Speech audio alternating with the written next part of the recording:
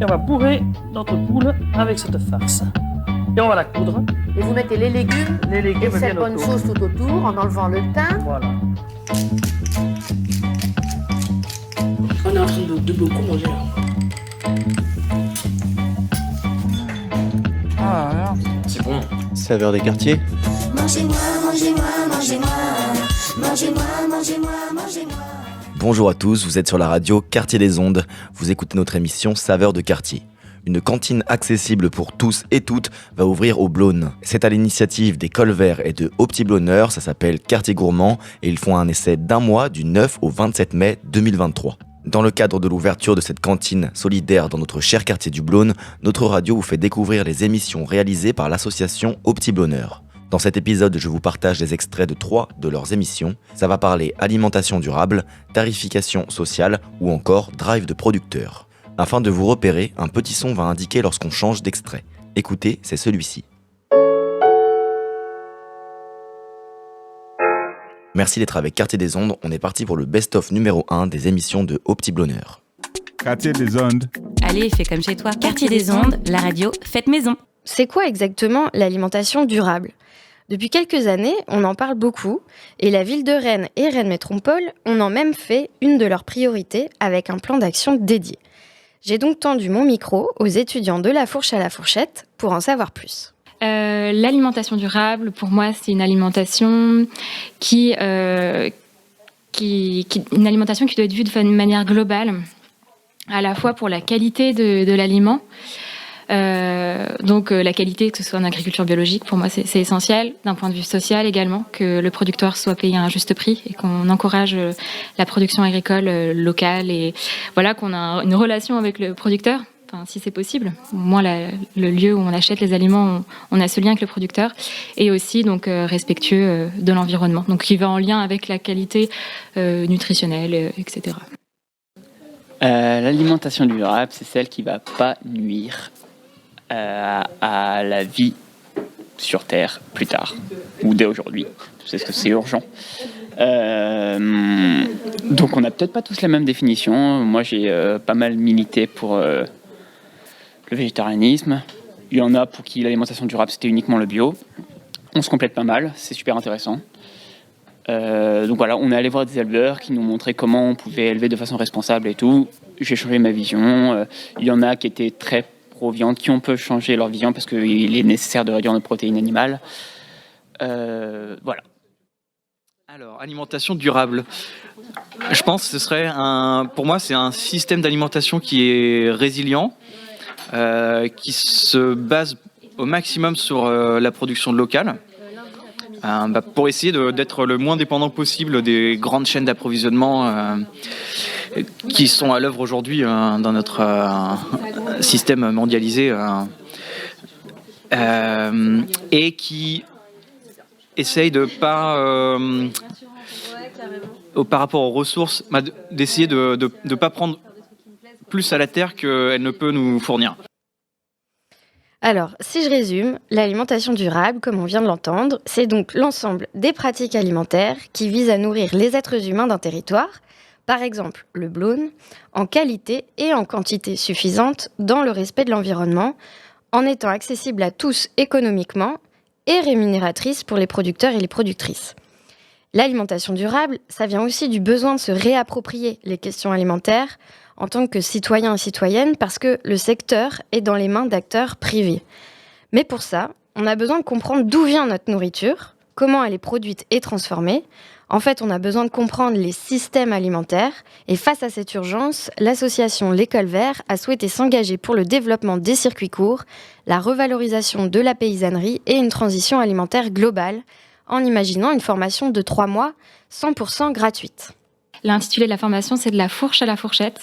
Et donc, on voit, on a vu les différentes structures, différents acteurs, différentes institutions de la fourche. Donc, ça veut dire du monde agricole à la fourchette, donc jusqu'au monde plus culinaire, plus j'essaie de chercher l'économie sociale et solidaire, toutes les actions qui sont développées autour de l'alimentation, en passant aussi par tout ce qui est transformation. Et donc, on allait voir aussi des personnes qui font de la transformation alimentaire. La fourche à la fourchette, c'est une découverte de quelques métiers de l'alimentation durable, de la production maraîchère, élevage, à la transformation et à la consommation, donc plutôt restauration, cuisine. Et on finira la semaine prochaine par la fin de l'assiette, donc l'économie circulaire, la gestion des déchets.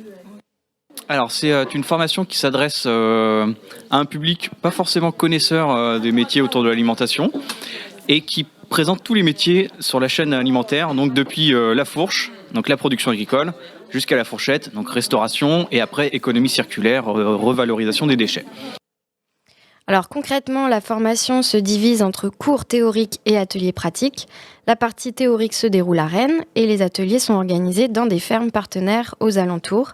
Et comme on l'a entendu, le cursus ne requiert aucune compétence particulière, ni même d'expérience professionnelle, et en fait s'adresse aux personnes en reconversion ou en recherche d'emploi qui s'intéressent aux questions alimentaires, comme Céline, Télio et Quentin, qui participent à l'édition 2022. Je savais que ça tournerait autour de la cuisine parce que je suis un bon vivant, un gros gourmand. J'ai un bagage plus en communication de base et je me suis un peu spécialisé dans l'art culinaire. Et voilà, après avoir côtoyé un peu le milieu agricole et un peu plus le milieu institution, je voulais découvrir encore d'autres choses et c'est ce que la formation me permettait. Et voilà. Et j'aimerais bien entreprendre, mais j'ai pas encore de projet bien défini, mais ça aura un lien avec la cuisine, je pense.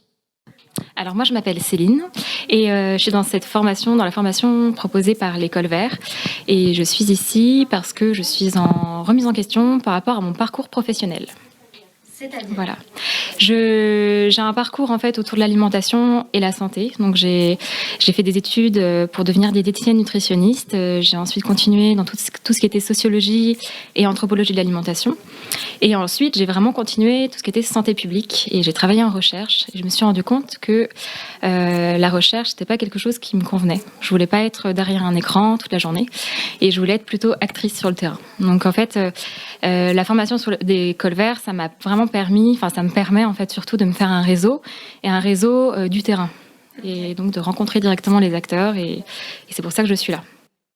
Alors moi je ne suis pas en reconversion, je suis en conversion on va dire. Je considère cette formation comme une prolongation de mes études pour ajouter quelque chose que j'ai pas forcément eu dans mes études, cet aspect alimentation, production, consommation. Je suis ingénieur urbaniste et j'aimerais travailler sur les questions de résilience du territoire. Et donc pour moi ça s'inscrirait vraiment dans ma lignée de connaître tout ce qui se fait sur le territoire, notamment ce qui est important, ce qu'on mange. Malheureusement, on n'est pas tous égaux pour ce qui est de mettre de bons produits frais, locaux et non transformés dans notre assiette, comme le suggèrent pourtant les instances de santé publique. Vous savez, les fameux 5 fruits et légumes par jour. La principale barrière à une alimentation saine, c'est le prix. Et si en plus on veut manger local ou bio, parce qu'on est soucieux de soutenir l'agriculture de proximité ou qu'on ne veut tout simplement pas de pesticides dans son assiette, parce qu'on tient à sa santé ou celle de ses enfants, c'est encore plus compliqué. Alors avec l'association Au Petit Bonheur et l'École Vert, on aimerait que ce soit possible de bien manger, peu importe sa situation, ses moyens financiers ou même le quartier où on vit. Et une manière de le faire, c'est de proposer une tarification sociale.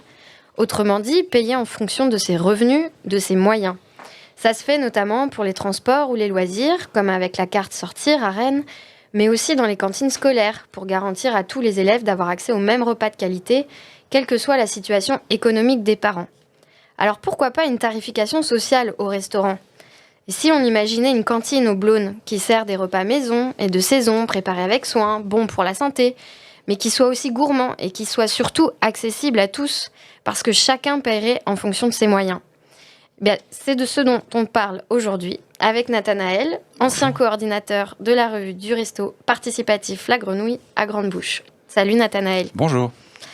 Est-ce qu'il existe des restos ou des cantines où l'on mange bien et pas cher ? En fait, c'est honnêtement assez rare de trouver des restos qui proposent des tarifs selon ses moyens. En Bretagne, il n'en existe pas tant que ça. Il y en a une à Brest, ça s'appelle La Cantoche, qui propose des repas tous les midis. Les tarifs vont de 2 à 10 euros pour proposer des tarifs aussi bas. Ils cuisinent principalement des produits invendus. Et plus près de nous, Il y a Saint-Herblain, juste à côté de Nantes, il y a l'Assiette du Jardin. C'est un restaurant social qui ne paye pas de mine, hein. Il se trouve en bas d'un immeuble, dans un quartier qui ressemble honnêtement un peu au Blône. On y est allé ensemble. Si on ne savait pas qu'il y avait un restaurant à cet endroit, on aurait pu passer complètement à côté de ce restaurant. Pourtant, il accueille chaque jour pas moins de 50 personnes qui viennent manger là. Nous, on y est allé il y a quelques semaines, début décembre, avec toute l'équipe du Plus Bonheur et des Colverts. Et vous allez voir qu'ici, le rapport qualité-prix est honnêtement imbattable. Ok, ça marche. T'as fait quoi? Entrée fromage. Entrée fromage. C'est une formule, hein? Oui. Alors 2,70 tarif vert bien sûr et par carte. Eh ben me ruiner à ce prix-là. C'est moins cher que McDo et c'est meilleur. Tiens, vas-y, tu peux payer. C'est pour ça que je viens ici tous les jours, parce que c'est équilibré. Ma diététicienne me conseille de venir ici tous les jours.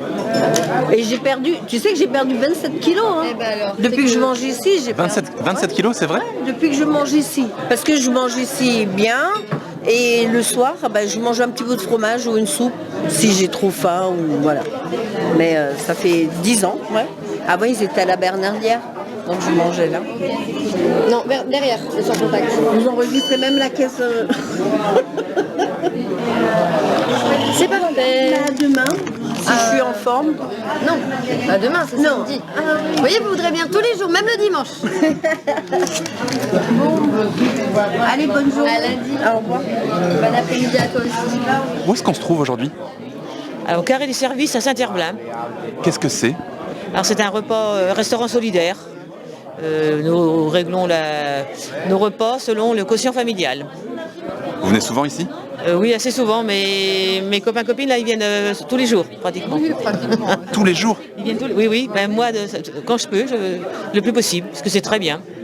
Et en plus, on est venu là pour manger, pour connaître un peu les gens qu'on ne connaissait pas. Là, on a appris les gens à connaître. On resserre le lien social. Ouais, c'est ça. Oui, ça permet. Vous venez tous les jours aussi, vous? Oui, depuis 7 ans. Depuis 7 ans, vous venez tous les jours? Oui. Pratiquement tous les jours, pratiquement. Non, c'est très bien, ça permet de garder un équilibre alimentaire et un équilibre social en fait, parce qu'il y a beaucoup de gens malheureusement dans l'isolement, dans cette société actuelle, et ça permet de regrouper les gens, des compétences aussi des fois, et puis ça nous met aussi en relation avec d'autres associations qui aident les gens en fait sur le quartier et alentour du quartier. Donc c'est très bien, c'est ce qu'on veut, c'est garder le lien social surtout qui est important. Hein. Le restaurant, il n'est pas que pour la nourriture, il est aussi une nourriture d'excellente qualité, je précise, bio. Hein, J'allais vous poser la question, est-ce qu'on mange bien ici? C'est super bien, on a un super chef, ils sont dévoués, toutes les semences sont bio. Personnel très sympathique, dévoué, et puis ça aide des gens aussi en difficulté d'insertion aussi sociale, donc ça fait un tout, mais ça nous permet effectivement d'avoir un meilleur régime alimentaire. Il y a des gens qui se trouvent en carence alimentaire à cause de ces restrictions gouvernementales désastreuses, donc il faudrait que ce genre d'initiative se développe beaucoup plus. Voilà. Alors là, effectivement, les assiettes sont en train d'arriver. Est-ce que vous pouvez me décrire un peu? Vous me dites c'est très copieux. Vous voyez, là, vous avez regardé un morceau de saumon avec du riz petit pois, avec toujours de la salade dans tous les plats faits maison. C'est très bon, vous voyez, regardez. Il n'y a pas de conserve ici. C'est quand même copieux pour un plat principal. Et après, souvent, on prend souvent soit une entrée, soit un dessert. Et ça revient à 2,70 €. Là, votre repas, il va vous coûter 2,70 €. Oui, si je prends un dessert, oui. Et un complet à 3,70 €, vous voyez.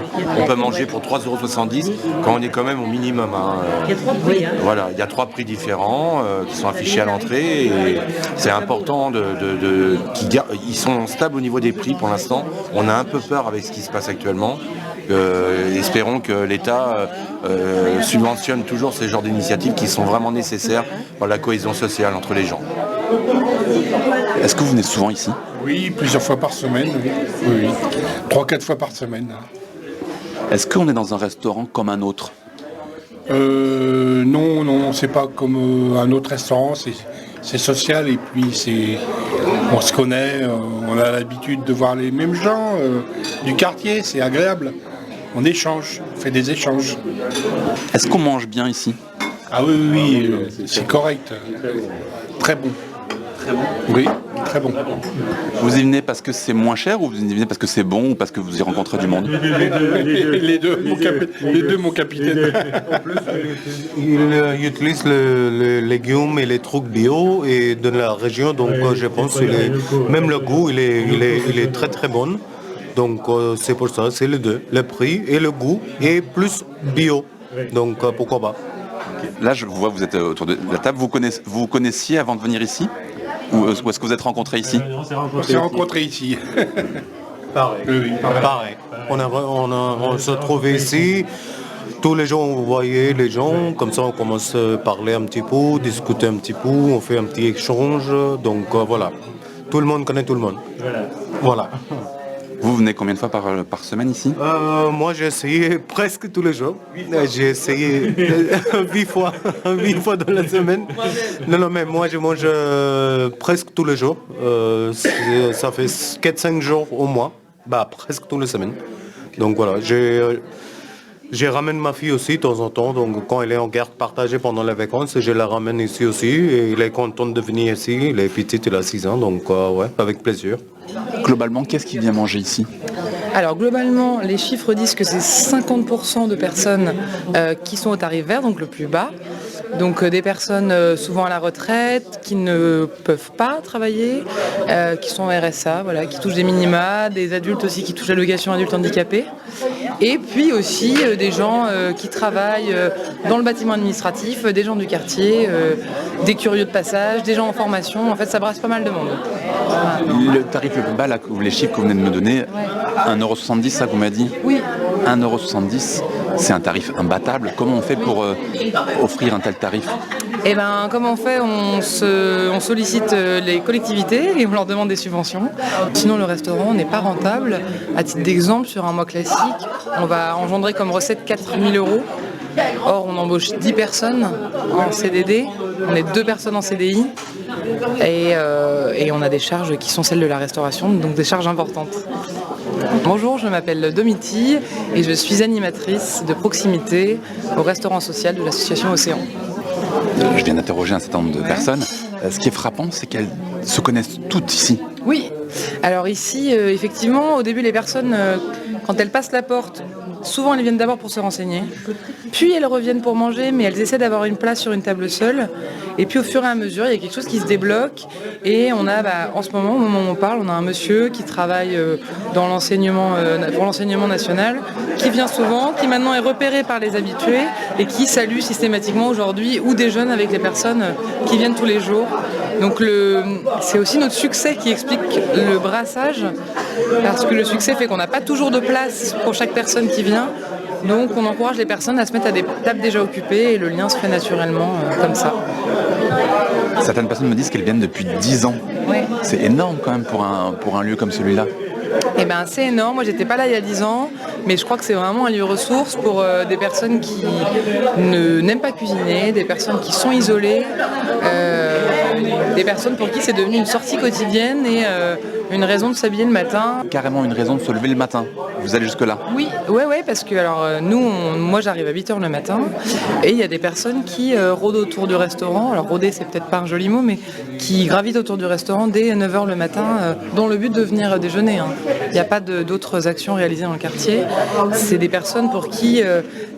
il y a beaucoup de personnes qui viennent, qui mangent qu'un repas à 1,60 € et qui restent à table plus de 2 heures. Voilà, donc elles viennent vraiment pour le lien social avant tout. Hein. Certains des personnes que j'ai interviewées me disaient qu'il se passait d'autres choses ici, que c'était pas qu'un restaurant. Qu'est-ce qui se passe d'autre? Certains m'ont parlé d'ateliers. Oui, alors donc c'est un lieu de vie à part entière et nous on a voulu essayer de développer cet aspect création de lien social. Donc j'ai été recrutée pour ça en partie, pour proposer des ateliers à ces personnes, parce qu'on part du postulat qu'elles ont l'air d'être beaucoup aimées être là. Elles ont l'air de ne pas trop savoir comment cuisiner, puisqu'elles ressentent le besoin de venir manger ici tous les jours pour bien manger. Donc moi j'essaie de leur proposer, par des ateliers ludiques, un peu des supports pédagogiques pour apprendre à bien manger, et puis tout simplement des temps hors service. Quand on sert, on travaille, on est en position un peu le rapport n'est pas très horizontal. Quand on fait un atelier, on est tous ensemble, on fait ensemble Et voilà, j'essaie de transmettre l'amour de la cuisine, du fait maison. Et les gens aiment beaucoup ça. Voilà. Et ça marche? Et ça marche bien. Au début, j'ai voulu faire des ateliers éloignés de la cuisine. Et en fait, c'est vraiment ça que les gens recherchent, la cuisine. Donc ça marche très bien. Hier, j'ai fait un atelier. J'avais 8 participants. On a fait des crumbles salés et sucrés, donc des choses simples, mais de saison, locales, qui coûtent pas cher. Et elles sont toutes reparties avec leur repas. Elles n'ont rien payé et elles ont passé un excellent moment selon leurs mots. Donc, mission accomplie pour moi. Je peux vous demander ce que vous êtes en train de faire? Alors oui, bien sûr, là en fait j'ai encaissé une cliente et du coup, comme on a un souci de caisse, on est obligé de noter. Donc voilà. Elle a payé 2,66, donc une entrée et un plat. C'est pas cher quand même. C'est pas cher et c'est bon. C'est du fait maison, c'est du bio. Franchement, c'est... Je pense que tout le monde mangerait un plat comme ça et paierait pas ce prix-là, quoi. Ça fait longtemps que vous travaillez ici? Je travaille depuis le mois de septembre ici. Vous faites quoi exactement ici? C'est quoi votre rôle? C'est quoi votre fonction? C'est la salle, tout ce qui est service, la caisse, les cafés, l'aménagement de la salle, le nettoyage. Je vais aider à la plonge aussi, la cuisine pas trop. C'est difficile? Il y a des jours où c'est assez difficile, ouais, selon les clients, selon le monde qui vient. Et des fois, on peut mettre jusqu'à 70 couverts, donc c'est quand même pesant. Mais c'est très agréable quand même. Vous êtes en contrat à durée déterminée d'insertion, c'est ça? C'est ça. Qu'est-ce que ça veut dire? Alors, ça veut dire qu'en fait, j'ai... comment on va dire ça? J'ai 8 mois pour travailler ici, retrouver l'envie, le goût du travail, le plaisir, et puis éventuellement peut-être à la finale me qualifier, donc soit en caisse, soit en service, soit en cuisine, ou alors ça peut très bien être autre chose, en animation avec des enfants en fait. On a un suivi nous derrière, on est aidé par Océan. On a une conseillère d'insertion, on a des assistantes sociales, on est vraiment aidés nous aussi. Ça veut dire qu'ici, non seulement les clients effectivement ont accès à des tarifs imbattables, mais aussi les salariés sont aidés, sont accompagnés? Oui, totalement. On est accompagnés pour tout. Même, il me semble que même pour... si on a des soucis de logement, tout ça, il se peut que oui, on nous aide aussi. Il y a beaucoup d'étrangers, ils aident beaucoup quand ils parlent pas très bien le français, tout ça. Non, franchement, ils sont super géniaux, on va dire. Et ça fonctionne? Est-ce que justement ça vous donne envie de continuer? Oui, je vais reformuler simplement ma question, mais est-ce que cet accompagnement, est-ce que ça fonctionne? Est-ce que vous vous sentez bien ici? Oui, ouais, moi je me sens bien ici. Je trouve que c'est mieux que dans un vrai restaurant. J'ai déjà fait du vrai restaurant où c'est usant, fatigant. Là c'est plutôt familial. On a des sourires, on rend des sourires. Les gens on les connaît, on les voit régulièrement. Ils ont des petits mots pour nous, même des fois ma belle, des petites attentions super gentilles. Donc non, moi je dirais que j'ai trouvé une motivation, une envie de reprendre le travail et puis aussi une famille dans mes collègues, quoi. Vraiment, c'est très convivial et familial. Là, vous êtes là pour 8 mois. Est-ce que vous auriez eu envie de faire plus, de rester plus longtemps ici? C'est vrai que ça donne toujours envie en fait de la continuité, mais je pense que comme c'est un chantier d'insertion, voilà, faut pas s'attendre à ce que ce soit pour du long terme. Je pense que quand on vient en chantier d'insertion, on sait très bien que c'est 8 mois, peut-être 2 ans, mais pas plus. On sait qu'après, il faut vraiment trouver quelque chose derrière. Mais on est aidé. Et effectivement, on est aidé, on est surtout très bien accueillis à l'Assiette du Jardin, ce restaurant social donc situé à Saint-Herblanc, juste à côté de Nantes. Je vous redonne les tarifs quand même pour donner une idée quand même. Pour un repas simple, c'est-à-dire entrée plat ou plat dessert, vous paierez 2,70 € pour le tarif le plus bas, 4,70 € pour le tarif intermédiaire et 9 € pour le tarif le plus élevé. Et pour manger là-bas, il n'y a qu'une seule condition, il faut adhérer à l'association. Bonjour Fanny, est-ce que tu peux commencer par te présenter et nous parler de l'origine du projet? Moi je suis Fanny, la coordinatrice de l'association Merci Babette, qui est une association qui est dans le quartier depuis 2018 et on a notamment mis en place un drive de producteurs depuis le 2 février 2019. Et pourquoi tu as choisi du coup au Petit Blonneur pour reprendre le drive et pourquoi ça s'était arrêté? Le drive s'est arrêté en février l'année dernière parce que on a été lauréat avec l'association du projet qu'on porte de créer une conserverie solidaire sur le quartier. Et suite à cette belle nouvelle, j'ai donc postulé auprès de TAG pour qu'on puisse développer cette conserverie. Et donc ça faisait un petit peu trop de travail que de développer ce gros projet et en même temps suivre le drive de producteur et continuer les activités de Babette. Donc on a décidé de mettre en pause. Et ça fait déjà 1 an. Et suite à plusieurs sollicitations des adhérents, des habitants du quartier pour une reprise du drive parce qu'il manque un point de vente de produits locaux sur le quartier, on a décidé de demander à notre partenaire depuis toujours, donc le Petit Blonneur, qui nous a toujours accueillis pour la distribution des paniers et aidé aussi à mettre en place ce drive, si ça les intéressait de reprendre la gestion. Et en plus de ça, ça nous paraissait pertinent puisque les gens connaissent déjà le lieu, les adhérents connaissent déjà le lieu et c'est un lieu assez stratégique dans le quartier. Qu'est-ce qu'on peut trouver dans ces paniers ? On peut trouver plein de choses. Des produits alimentaires et des produits non alimentaires. L'idée, c'est qu'on puisse trouver un maximum de choses qu'on peut retrouver en grande ou en moyenne surface. Donc il y a autant des produits alimentaires comme des fruits, des légumes, du jus de pomme, d'autres jus même d'ailleurs, du chocolat bientôt, du pâté, de la viande, du beurre, du fromage, des yaourts, enfin une multitude de choses, mais aussi non alimentaires comme des produits d'hygiène zéro déchet pour la maison, des savons, des shampoings, des lingettes, des coussins, des chouchous. Ouais, donc une belle liste. Et à qui ça s'adresse tous ces produits ? À tout le monde. À toute personne désirant s'approvisionner différemment sur le quartier et de manière responsable et en direct des producteurs. Et le drive, ça représente à peu près combien de producteurs et combien de clients par semaine ? Quand on a arrêté le drive, on était à 27 producteurs différents, toutes catégories confondues, et c'est environ entre 35 et 40 paniers par semaine. Merci à Fanny pour cet entretien. On lui souhaite évidemment bonne chance pour son projet de conserverie solidaire. Et on va accueillir Claire-Agnès Froment, la coordinatrice d'Au Petit Blonneur, juste après une nouvelle chanson. Mais avant tout cela, si vous aussi vous voulez consommer local et responsable, comment passer commande ?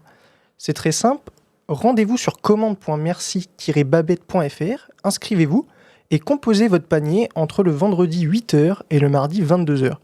Ensuite, venez récupérer votre commande le jeudi entre 17h et 18h30 au local de l'association Au Petit Blonneur, au centre commercial Sainte-Élisabeth, 15 avenue de Pologne à Rennes.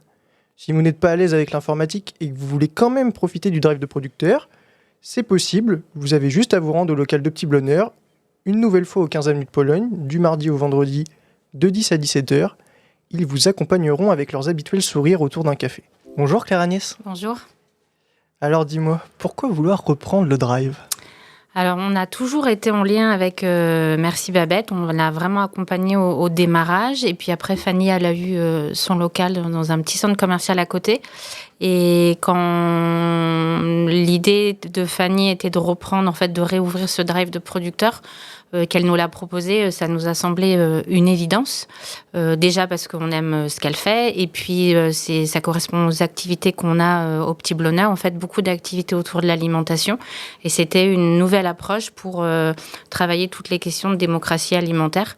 Donc voilà, on propose une activité en fait sur le quartier. Il y a quasiment pas de commerce alimentaire à part Brésicop, puisque la Biocop vient de fermer. Et donc c'est une nouvelle manière de faire ses courses en fait sur le quartier. Et puis ça nous permet de voir des nouvelles personnes sur le quartier. Ça nous permet aussi évidemment de soutenir des producteurs qui sont tout autour de Rennes. Ça marche. Et quel type de nouveaux produits vous avez pu faire rentrer récemment ? Alors avec Vincent, on a super bien bossé, on est hyper contents. On a pu, en fait, on a d'abord contacté les anciens producteurs. Voilà, on voulait aussi retravailler avec eux, parce que c'était vraiment des personnes chouettes et puis des produits très chouettes. Donc on a toujours les légumes, le pain, la brioche, la glace, des jus, tout ça. Et puis on a commencé à faire rentrer aussi une productrice de viande. producteur de farine. Je crois qu'on entendra tout à l'heure Lionel. Il y a aussi des produits non alimentaires. Il y a des tartinables. Alors, quand on a contacté la productrice sur les tartinables, on a senti un petit peu l'été qui arrivait. Donc ça, c'était bien sympa. Évidemment, le cidre. Et puis, à partir de la semaine prochaine, on a d'autres légumes. Donc, cette fois, des légumes bio. Des champignons, parce qu'il y a même des producteurs de champignons qui sont juste à côté de Rennes, des yaourts, voilà, puis on a encore quelques belles idées, quelques surprises qui vont arriver après. Et donc, en fait, c'est vraiment des producteurs qui sont vraiment, vraiment locaux. Donc, il y a Saint-Aubin-du-Cormier, Bréal, Guichin, Argentré-du-Plessis, Poligné, Crevin. Enfin, voilà, c'est vraiment des producteurs qui sont très, très proches de Rennes. Et on sait ce qu'apportent les producteurs au drive, mais qu'est-ce que le drive apporte aux producteurs ? Moi, je dirais déjà des débouchés. Ça permet d'avoir des nouveaux clients et puis se faire connaître leur démarche, la manière dont ils travaillent. Enfin, vraiment, quand ils parlent de leurs produits, de leur métier, on sent que c'est vraiment des passionnés. Et puis, on leur a proposé, là, en disant que les beaux jours allaient arriver, qu'on pourrait faire des soirées pour rencontrer les clients. Et ils ont tous été super motivés en disant, nous, on fait ça aussi pour des personnes, donc c'est bien de pouvoir les voir, de faire des soirées ensemble, de leur parler de nos produits, de la manière dont on travaille, voilà. Puis effectivement, c'est aussi des nouveaux clients. Merci Claire-Agnès.